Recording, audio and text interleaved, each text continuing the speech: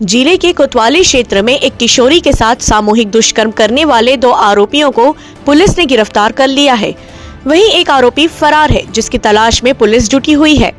दरअसल 13 अप्रैल को सलका गांव की एक किशोरी को सूरजपुर निवासी एक आरोपी ने बहला फुसलाकर वार्ड क्रमांक 1 स्थित स्टेडियम ग्राउंड के पास लाया और अपने 2 अन्य दोस्तों को भी बुला लिया, जिसके बाद तीनों आरोपियों ने किशोरी को शराब सेवन कराकर सामूहिक दुष्कर्म किया और पीड़िता के बेसुध होने पर तीनों आरोपी मौके से फरार हो गए।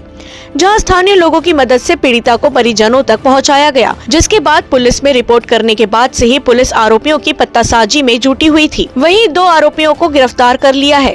एक आरोपी की तलाश कर रही है। सूरजपुर से विष्णु कसेरा की रिपोर्ट।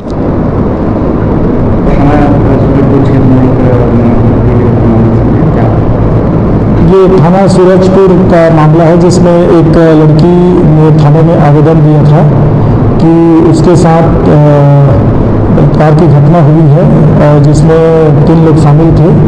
तो इसमें थाना सूरजपुर में 376D IPC का अपराध पंजीबद्ध किया गया है और 2 आरोपी को गिरफ्तार कर लिया गया है। अन्य आरोपी की पता तलाश जारी है।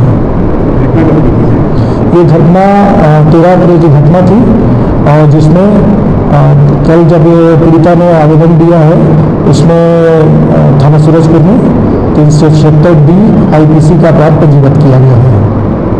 कितने लोग शामिल हैं इसमें? 3 लोग शामिल हैं, जिसमें 2 आरोपी की गिरफ्तारी हो गई है। अन्य आरोपी की पता तलाश जारी है।